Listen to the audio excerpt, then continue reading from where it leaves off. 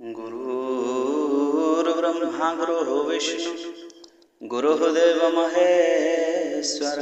गुरु साक्षात् परम ब्रह्म तस्मै श्री गुरुवे नमः। आज आम जो भागवत पाठ ओडिया जहाँ आम बही रखी पढ़ुचे तो सही भागवत भीतर को आमर मन केबे हेले जाए ना। तार कारण तो अनेक अच्छी किंतु जितेबाला आम सत चेष्टित रहा मन को बारंबार बारंबार बारंबार लगेगा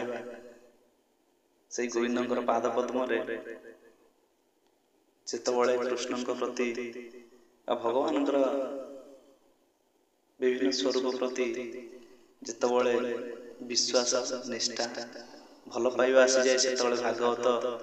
श्रवण करने को जड़े आगे जाए। आउ जदि गोविंदर गुरु गोविंदर कृपा न हुए ताहले से भागवत प्रति तार मन रुहे ना। एथुर जानी पारुथिबे भगवान प्रति केउ मानकर भगवान प्रति भल पाइबा अछि। जो मानकर भल पाइबा अछि तो सेई माने ही भागवत पाठ करंती बा श्रवण करंती विभिन्न पुराण शास्त्र पाठ करंती। तेणु आसंतु जीवा आमे सही चतुर्दश अध्याय को गुरु गोविंद चरण को ध्यान करी भगवान कृष्णचंद्र से रूप को ध्यान करी कहीं ना या भगवान कृष्णंकर कथा तांकर लीला कथा से केम भली भाव आसीथिले से केम भली लीला करथिले बहु देवादेवी आसिकरी तांकर लीला केम भली भाव रे शामिल होइथिले एई सब कथा भितरे श्रीमद् भागवत कथा। ओम नमो भगवते वासुदेवाय ओम नमो भगवते वासुदेवाय ओम नमो भगवते वासुदेवाय। नारायणं नमस्कृत्यं नरं चैव नरोत्तमं देवीं सरस्वतीं व्यासं ततो जयमुदीरयेत्। मूकं करोति वाचालं पङ्गुं लङ्घयति यत्कृपादहं वन्दे परमानन्दमाधवं। निगमकल्पतरुर्गलितं फलसुखमुखादप्लुतद्रवसंयुक्तं पिबतु भागवतं रसमालयं मुहुरमुहुः रसिका भुवि भावुकाः। चतुर्दशोऽध्याय। श्रीसुत उवाच सुत कहन्ति स्नेहभरे शुण सकल विप्रवरे अर्जुन राजा रवचने गले जे द्वार काहुवने बंधु बांधव दृढ़े आसे स्नेह जड़ित मोह फासे माया मनुष्य रूप धरी छद्र में गृह बास करी संसार खेल घर जार ब्रह्मा शंकरे अगोचर एमंत विचारी अंतरे मिलिले द्वारका नगरे केते मास तही रही कृष्ण चरणे मन देई एमंते गला दिना केते चंचल मन छन नित्य। अर्जुन न मिलिला पासे घोर अद्भुत देखि त्रासे कालर देखि विपरीत अधर्म प्राणीकर चित्त पाप आरंभ कले दम्भे जंत्रित काम क्रोध लोभे मित्र सुहृद संगमते भ्राता मातृ जे पितृज्ञाते स्वामी भारी जा पितृतुले अग्नि जे उठई कंदले अरिष्ट होइला अनेक प्रकाश होई नरलोक पाप प्रकृति प्राणीकर देखि चकित अनुभवर भीमसेन पुराई पासे कहन्ति आश्वासी विश्वासे। युधिष्ठिरवाच अर्जुन द्वारका भुवने गले जे बांधव सदने कृष्ण महिमा कृष्ण संगे जानिबा पाई नरंगे एबे शपथ मासे गला तेबे अर्जुन नहिला एकी केवल विपरीत चंचल मोर चित्त कि हेतु मोर पास छाड़ी अर्जुन रहे लोभे बढ़ी। यह तो न जानिबा न पारई ଭୟ ବିକଳ ମୋର ଦେହି ପ୍ରଳୟ କାଳ ଶୂନ୍ୟ ପଥେ ନାରଦ କହିଗଲେ ମତେ ଦିଶଇ ସଂସାର ଉଚ୍ଛନ କିବା ବିହିଲେ ଭଗବାନ ସେ ହରି ସ୍ନେହ ପ୍ରମାଦେ ମୁଇଁ ବସିଲି ରାଜପଦେ ଧନ ସମ୍ପଦ ଆଦି ମୋର ସର୍ବ ସମ୍ପଦ ଚକ୍ରଧର ସକଳ ପ୍ରଜା ମୋର ପାଦେ ଖଟନ୍ତି ଯାହାର ପ୍ରମାଦେ ତାହାର ଭଲେ ଭଲ ମୋର ସେନାଥ ଶରଣ ସୋଦର ଦେଖ ସ୍ୱଭାବେ ବୃକଦର ଦିଶେ ଆକାଶ ଅନ୍ଧକାର ତ୍ରିବିଧ ଉତ୍ପାତ ଗଗନେଣୁ ସଂଶୟ ମୋର ମନେ ଭୂମି ଆକାଶ ପ୍ରାଣ ମନ ଭୟ କମ୍ପିଣ ଛନ ଛନ ମୋହର ମନ ବୁଦ୍ଧି ଚିତେ କମ୍ପେ କଦଳୀ ଜହ୍ନେବାତେ କର ଚରଣ ମଲୋଚନ ବାମେ ସ୍ଫୁରିତ ଘନ ଘନ ମୋହର କମ୍ପଇ ଶରୀର ଦେଖ ପ୍ରତ୍ୟକ୍ଷ ବୃକଦର ରାଜ୍ୟ ବେଗେ ନାଶ ଯିବ ଏମନ୍ତ ନିକଟେ ହୋଇବ ରବି ଉଦୟ କାଳେ ଆସି ଶୃଗାଳ ଯୁଥ ଯୁଥ ଦେଶୀ ପୂର୍ବ ଦିଗକୁ ମୁଖ କରିବ ତନୁ ଅନଳ ଉଦ୍ଗାରୀ କରନ୍ତି ଭୟଙ୍କର ନାଦ ଏଣୁ ସୁସଞ୍ଚ ପରମାଦ କୁକୁର ମୋର ମୁଖ ଚାହିଁ ନିର୍ଭୟ ରୋଦନ କରି ଶୃଗାଳ ମୋର ବାମ ଭାଗେ ବେଗେ ପଳାନ୍ତି ଦକ୍ଷ ମାର୍ଗେ ଆମର ଶୁଭ ପ୍ରଶ୍ନ ଯେତେ ମତେ ଭ୍ରମାନ୍ତି ବିପରୀତେ ମୋର ଗଜ ଅଶ୍ଵ ଯେତେ ମତେ ଚାହାନ୍ତି ଅଶ୍ରୁ ନେତ୍ରେ ଯମର ଦୂତ ପ୍ରାୟ ଆସି ଉଲ୍ଲୁକ ମୋର ଆଗେ ବସି ଶବଦେ କମ୍ପାଇ ମେଦିନୀ ମୋର ଗୃହାନ୍ତେ ଜାନ୍ତେ ତୁନି ପ୍ରତି ଉଲ୍ଲୁକ କହୁନାଦେ ହୃଦୟ ଭୟଙ୍କର ଶବ୍ଦେ ଏ ଶବ୍ଦ ନିଶ୍ଚୟ ଶୂନ୍ୟମୟୀ ପ୍ରଜାଏ ନ ରହିବେ କେହି ଦେଖ ଏ ଧୂମ ଦଶ ଦିଶେ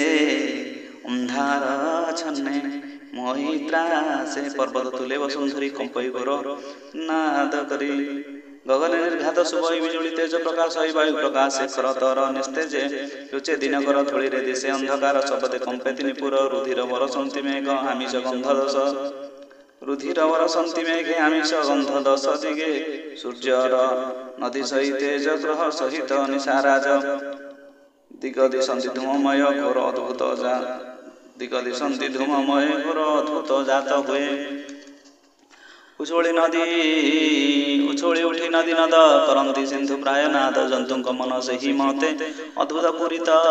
ଜଗତେ ଅନଳ ଜଳେ ଧୂମଧାର ଦିଶଇ ସବୁ ଅନ୍ଧକାର ବସାଏ କଲେ ସ୍ତନ୍ୟପାନ ଗାବେ ନ ପିଅନ୍ତି ଯେ ସ୍ତନ ତୃଣନ କରି ଅଶ୍ରୁ ମୁଖେ ବୃଷଭ ଗର୍ଜେ ମନ ଦୁଃଖେ ଭୟ କରଇ ଘୋର ନାଦ ଦେଖ ଅଦ୍ଭୁତ ପରମାଦ ଦେବତା ପ୍ରତିମା ନ ଚଳେ ଭାସନ୍ତି ତନୁ ସ୍ୱେଦ ଜଳେ ଏ ଜନ୍ତୁ ଯେତେ ଗ୍ରାମ ନଗର ଆକାଶ ଉଦ୍ୟାନ ଆଶ୍ରମ ଆଦି ଯେତେ ବର୍ଣ୍ଣେ ମୋହିତ ଦେଖଇ ନୟନେ ସର୍ବଦିଶନ୍ତି ହତ ଶିରି ଚଳ ଚଳ ବନେ ଗିରିବାହୀ ଅନ୍ତରେ ସର୍ବ ଚାହିଁ ମୁହିଁ ହେମନ୍ତ ବିଚାର ଶ୍ରୀକୃଷ୍ଣ ପାଦ ଲାଗି ମହି ଅତି ସୁନ୍ଦର ବିରାଜ ସେ ପାଦ ଅବା ଶୂନ୍ୟ ଗଲା ଅବନି ହେମନ୍ତେ ଦିଶିଲା ହେମନ୍ତେ କହି ଭୀମ ଆଗେ ଧର୍ମନନ୍ଦନ ଉଦବେগে ଭୟ କମ୍ପନ୍ତି ଛନ ଛନ ତକ୍ଷଣ ମିଳିଲେ ଅର୍ଜୁନ ରାଜା ଚରଣ ତଳେ ପଡ଼ି ଅଜ୍ଞାନୀ ନମସ୍କାର ହୁଡ଼ି ଲୋଚନ ବହି ଅଶ୍ରୁ ଜଳ ଦେହେ ବ୍ୟାପିତ ଶ୍ରମ ଝାଳ ଅର୍ଜୁନ ଦେଖି ଧର୍ମସୂତ ତକ୍ଷଣେ ଛାଡ଼ି ବିମସ୍ତ ବନ୍ଧୁ ସୁହୃଦ ମଧ୍ୟେ ଥାଇ ବୁଝନ୍ତି ଅର୍ଜୁନଙ୍କୁ ଚାହିଁ ନାରଦ ବଚନ ସୁମରି ଭୟ ଚିନ୍ତଇ ନର ହରି ଅର୍ଜୁନ ମୁଖ ଚାହିଁ ଭଣୀ ଛନ୍ନ ବଚନେ ନୃପମଣି ଯୁଧିଷ୍ଠିର ଉବାଚ ଶୁଣ ଅର୍ଜୁନ ସାବଧାନେ ଦ୍ୱାରକାପୁର ବନ୍ଧୁ ଜନେ ସୁଖେ ଅଛନ୍ତି ନା ସମସ୍ତେ ଯାଦବେ ସ୍ୱବଂଶ ସହିତେ ପୁରେ ମୋହର ମାତାମହ ସେ ଭଲେ ଅଛି ଟିକେ କହ ମାତୁଳ କ୍ରୂରର ତୁଲେ ସୁଗୃହେ ଅଛନ୍ତି ନା ଭଲେ ଦେବ ଉଗ୍ରସେନ ଦୁଇ ଭଲେ କିଛନ୍ତି ଦୁଇ ତହିଁ ସାତ୍ୟକି ଆଉ ଦରସନ ଆଦି ମାତୁଳ ନନ୍ଦନ ସାମ୍ପ ସହିତେ ହଳଧର କହ କୁଶଳ ତାହାଙ୍କର ଯାଦବ ବଂଶେ ମହାରଥ ପ୍ରଦ୍ୟୁମ୍ନ ରୁକ୍ମଣୀର ସୁତ ତାର କୁମର ଅନିରୁଦ୍ଧ ଅତି ଭୀମାର ମହାଯୁଦ୍ଧ ସୁଭେଣା ସୁଭଦ୍ରା ସହିତେ ଭଲେ କିଛନ୍ତି କୃଷ୍ଣ ସୁତେ ବୃଷଭ ଆଦି ମହାବୀରେ ସୁଖେ କି ଅଛନ୍ତି ନଗରେ ଉଦ୍ଧବ ଆଦି ମନ୍ତ୍ରୀ ଯେତେ ସୁଖେ ଅଛନ୍ତି ନା ସମସ୍ତେ ସୁନନ୍ଦନନ୍ଦ ଆଦି ଯେତେ ରାମ ଗୋବିନ୍ଦଙ୍କ ସହିତ ନିଶ୍ଚିନ୍ତେ ଭବନେ ଅଛନ୍ତି ଆମ୍ବ କୁଶଳ ପଚାରନ୍ତି ଗୋବିନ୍ଦ ଅଛନ୍ତି ନା ଭଲେ ଶୁଭେ ଭ୍ରାତା ରାମ ରତୁଲେ କରୁଣା ସିନ୍ଧୁ ନନ୍ଦ ବାଳ ବ୍ରହ୍ମାଣ୍ଡ ଭକତ ବତ୍ସଳ ବନ୍ଧୁ ବାନ୍ଧବ ତୁଲେ ବସି ସ୍ୱଧର୍ମେ ମଧ୍ୟେ ବ୍ରହ୍ମରାଶି ଏକ ମଣ୍ଡଳ କ୍ଷମା ଅର୍ଥେ ଯାହାର ଜନ୍ମ ଏ ଜଗତେ ସେ ହରି ଅଛନ୍ତି ନା ଭଲେ ରୋହିଣୀ ସୁତ ରାମ ତୁଲେ ଯାଦବ ବିଷ୍ଣୁ ତେଜ ଧରି ତାହାର ଭୁଜେ ଆଶ୍ରୟ କରି ମହାପୁରୁଷ ଯୋଗବନ୍ଧେ କ୍ରୀଡ଼ନ୍ତି ପରମାନନ୍ଦେ ତାର ଚରଣ ସେବା କରି 16 ସହସ୍ର ଯେତେ ନାରୀ ସତ୍ୟାର ତୁଲେ ଇନ୍ଦ୍ରଜେଣୀ ନନ୍ଦନ ବନ ଚକ୍ରପାଣି ବଳେ ଆଣିଲେ ପରିଜାତ ଲୀଳାରେ ଜିଣି ରିପୁଯୁଥ ଯାହା ବିଳାସ ଇନ୍ଦ୍ର ନାରୀ ସେ ପୁଷ୍ପୁ ବିଷ୍ଣୁ ତେଜ ହରି ସହସ୍ର ସାଂଖ୍ୟ ପରିମାଣୀ ନାରୀଙ୍କି ଦେଲେ ଚକ୍ରପାଣି ଯାହାର ଭୁଜ ଦଣ୍ଡ ବଳେ ଯଦୁଅଜୟ ମହି ତଳେ ନିର୍ଭୟ ଜଗତ ଭ୍ରମନ୍ତି ପାଦେ ସୁଧର୍ମ ଆଚରନ୍ତି ହୋବାତ ହେ ଭ୍ରାତ ଶୁଣ ମହାଭୁଜ ତୁମତେ ଦିଶୁ ହତ ତେଜ ଲଭିଲା ଶସ୍ତ୍ର କିଣେ ଗଲା ତତେ ଅବଜ୍ଞା କେବା କଲା ତୋର ପ୍ରବେଶ ମନେ ଚିନ୍ତା ଯେଣୁ ତୁ ଦିଶୁ ମଳିନତା କେବା ବର୍ଚ୍ଚନା ମଙ୍ଗଳେ ତୋତେ ସ୍ଥାପିଲା ବାକ୍ୟ ବଳେ ଅର୍ଥ ପ୍ରାଣୀଙ୍କୁ ଦେବା କଲୁ ମାଗନ୍ତେ କିଏ ବା ନ ଦେଲୁ ବୁଦ୍ଧ ବୃଦ୍ଧ କୃପଣ ନିରିମା କି ସ୍ତ୍ରୀ ବାଳକ ଗୁରୁ ଦେଖି ରୋଗ ବାଧକେ ଯେ ରୋଦନ୍ତି ଜିହବା ଶରଣ ପସନ୍ତି ଏହାଙ୍କୁ ଦୟାବା ନ କଲୁ ତେଣୁ ଅଶୁଭ ତୁ ଦିଶିଲୁ ଅଗମ୍ୟ କଲୁ ଆଗମନ କିବା ହରିଲୁ ସ୍ତ୍ରୀ ଧନ ମାର୍ଗେ ଆସନ୍ତେ ମନ ଛଳେ କିବା ଜାଣିଲା ତତେ ବଳେ ବାଳ ବୃଦ୍ଧଙ୍କୁ ନ ଭୁଞ୍ଜାଇ ଅଗ୍ରେ ଭୁଞ୍ଜିଲୁ ଅବା ତୁଇ ଅତିଥି ଭୋଜନ ନ କରଇ କିବା ଭୁଞ୍ଜିଲୁ ଜ୍ଞାନ ଅତିଥି ଭୋଜନ ନ କରି କିବା ଭୁଞ୍ଜିଲୁ ଜ୍ଞାନ ହାରି କିବା ନିନ୍ଦିତ କର୍ମ କଲୁ ଯେଣୁ ତୁ ଏମନ୍ତ ଦିଶିଲୁ କିବା ସେ ଜୀବନ ଠାକୁର ଗୋବିନ୍ଦ ହୋଇଲେ ଅନ୍ତର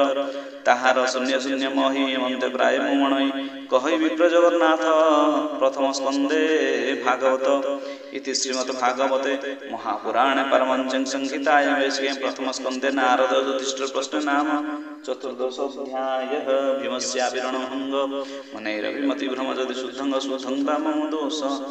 न विद्यते जय जय श्री राधे जय जय श्री राधे जय जय श्री राधे।